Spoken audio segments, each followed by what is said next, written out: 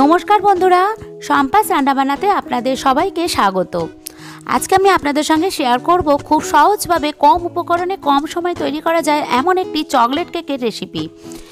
ডিম, ময়দা, এমনকি ওভেন ছাড়াই, তবুও স্বাদ আর টেক্সচারে একেবারে মাখনের মতো মোলায়েম। বাচ্চাদের টিফিনে হোক বা বড়দের চায়ের আড্ডা কিংবা বিশেষ কোনো মুহূর্তে এই কেক সবারই খেতে ভালো লাগবে। বন্ধুরা, এর আগেও আমি বিভিন্ন রকমের কেকের রেসিপি আমার চ্যানেলে আমি শেয়ার করেছি, চাইলে দেখে নিতে পারেন। তার সমস্ত লিঙ্ক আমি ডেসক্রিপশন বক্সে দিয়ে দেবো। তবে আজকের রেসিপিটা পুরোটা দেখতে যেন একদম ভুলবেন না।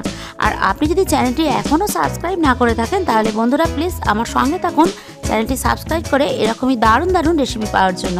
তাহলে আর দেরি না করে চলুন এবার রেসিপিটা চটপট শুরু করা যাক। এই রেসিপিটা বানানোর জন্য প্রথমে এখানে আমি একটা মিক্সিং বোল নিয়েছি আর নিয়েছি 1 কাপ পরিমাণ সুজি।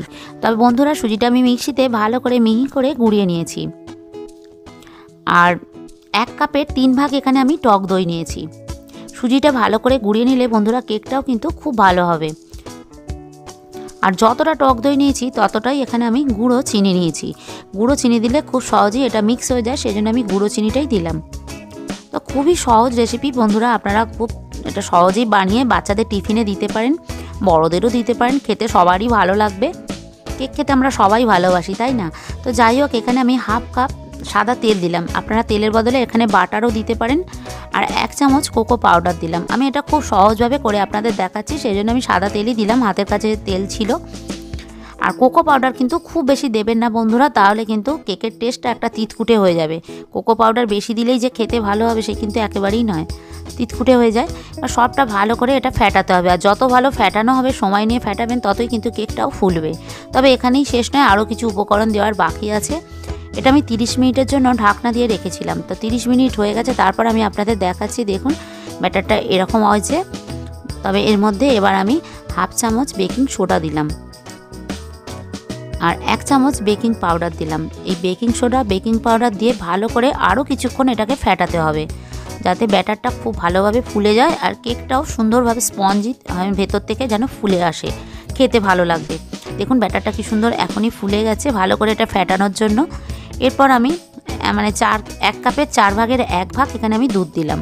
দুধ খুব বেশি দিলে কিন্তু ব্যাটারটা পাতলা হয়ে যাবে, সেই ক্ষেত্রে কিন্তু কেকটা বেক হতেও সময় লাগবে। সেই জন্য ব্যাটারটা খুব বেশি পাতলা করা যাবে না। দুধটা দিলাম আমি পরিমাণ মতো, একটু ভালো করে ফেটিয়েও নিলাম সুন্দর করে। দেখুন এখন আমার ব্যাটারটা একদম রেডি। এরপর এখানে কিছু ড্রাই ফ্রুট নিয়েছি, টুটি ফুটি নিয়েছি 2 রকম, আর কাজু কিশমিশ আর পেস্তা কুচি। আপনারা নিজেদের পছন্দ মতো ড্রাই ফ্রুট দিতে পারেন, না দিলেও চলবে, কিন্তু একটু ড্রাই ফ্রুট দিলে খাবার সময় খেতে ভালো লাগবে, মুখে পড়বে, বাচ্চারাও খুব পছন্দ করবে, সেই জন্য আর কি দিলাম। ড্রাই ফ্রুটটা দিয়েও ভালো করে মিলিয়ে নিয়েছি। এরপর আমি একটা কেক টিন আগে থেকেই বাটার পেপার পেতে রেখে দিয়েছিলাম তাড়াতাড়ি হওয়ার জন্য। এবার এই বাটার পেপারের মধ্যে আমি একটু তেল ব্রাশ করে নিলাম। আর বাটার পেপার না থাকলে কোনো ব্যাপার নয় বন্ধুরা, আপনারা একটু ময়দা ছড়িয়ে দেবেন কেক টিনের মধ্যে, তাতেও হবে, তাতেও কিন্তু কেকটা খুব সহজেই বেরিয়ে আসবে। তো ভালো করে তেল ব্রাশ করে নিয়েছি। এরপর এই কেকের ব্যাটারটা আমি কেক টিনের মধ্যে ঢেলে দেবো। আপনি যদি আমার চ্যানেলে প্রথম হয়ে থাকেন বন্ধুরা, প্লিজ চ্যানেলটি সাবস্ক্রাইব করে পাশে বেল আইকনটি ক্লিক করে দেবেন এরকমই নতুন নতুন রেসিপির নোটিফিকেশান পাওয়ার জন্য। এবার একটু ট্যাপ করে নিলাম। আর আগে থেকে আমি একটা কড়াতে নুন দিয়ে একটু ফ্রি হিট করে নিয়েছি 10 থেকে 12 মিনিট পর্যন্ত। কড়াটা অবশ্যই ফ্রি হিট করে নিতে হবে।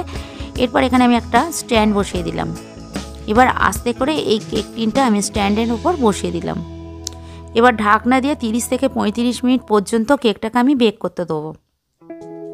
আর একটা ছিদ্র ছিল, একটা কাগজ দিয়ে আমি এটাকে ঢেকে রেখেছি যাতে বাইরের হাওয়াটা ভেতরে না প্রবেশ করে, তাহলে কেকটা খুব সুন্দরভাবে বেক হবে। তো প্রায় 30 মিনিট হয়ে গেছে, আপনাদের আমি খুলে দেখাচ্ছি। দেখুন কেকটা আমার বেশ হয়ে গেছে। তবে এখন প্রচণ্ড গরম, হাত দেওয়া যাবে না। একটা টুথপিক নিয়ে আমি একটু চেক করে নিচ্ছি কেকটা ঠিকঠাক বেক হয়েছে কিনা। দেখুন বন্ধুরা, টুথপিকের গায়ে কিন্তু একটুও লাগেনি, তার মানে কেকটা আমার একেবারেই পারফেক্ট। তবে এটা ঠান্ডা হলে আমি এটাকে আপনাদের দেখাবো রিমোল্ড করে। এখন ঠান্ডা হয়ে গেছে বন্ধুরা, একটা প্লেটের মধ্যে আমি ঢেলে নিচ্ছি।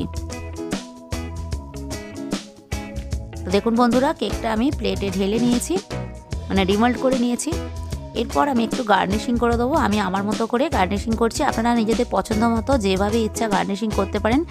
একটু সুন্দর করে সাজিয়ে গুজিয়ে দিলে বাচ্চাদেরও খেতে ভালো লাগবে আর আমাদের বড়দেরও ভালো লাগবে, তাই না? তা আমি আমার মতো করে একটু সুন্দর করে ক্রিম দিয়ে আমি একটু গার্নিশিং করে দিচ্ছি। রেসিপিটা কেমন লাগলো বন্ধুরা আপনারা অবশ্যই কমেন্টের মাধ্যমে জানাতে একদম ভুলবেন না। আপনাদের কমেন্ট আমার পড়তে খুব ভালো লাগে, তাই আপনাদের কমেন্টের অপেক্ষায় রইলাম। দেখুন আমি ক্রিম দিয়ে পুরোটা গার্নিশিং করে দিয়েছি। এবার ঠিক মধ্যিখানটাও আমি একটু ক্রিম দিয়ে দেবো যাতে দেখতে আরও সুন্দর লাগে। তো আপনারাও বাড়িতে বানান, বাচ্চাদের টিফিনে দিন, বাচ্চারাও খেতে খুবই ভালোবাসবে। এরপর ওপর থেকে আমি একটা চেরি দিয়ে দিলাম দেখতে আরও সৌন্দর্যের জন্য। এটা না দিলেও চলবে, তবে দেখতে আরও সুন্দর লাগছে। এবার আমার সার্ভ করার জন্য একদম রেডি। রেসিপিটা কেমন লাগলো বন্ধুরা আপনারা কমেন্ট করে জানাবেন। আর রেসিপিটা ভালো লেগে থাকলে ভিডিওটি লাইক করে বন্ধুদের সাথে শেয়ার করে চ্যানেলটি সাবস্ক্রাইব করার জন্য অনুরোধ রইল। আজ এই পর্যন্তই, দেখা হচ্ছে পরের ভিডিওতে আরেকটি নতুন রেসিপি নিয়ে। আপনারা ভালো থাকুন, সুস্থ থাকুন আর দেখতে থাকুন শম্পাস রান্নাবান্না। নমস্কার।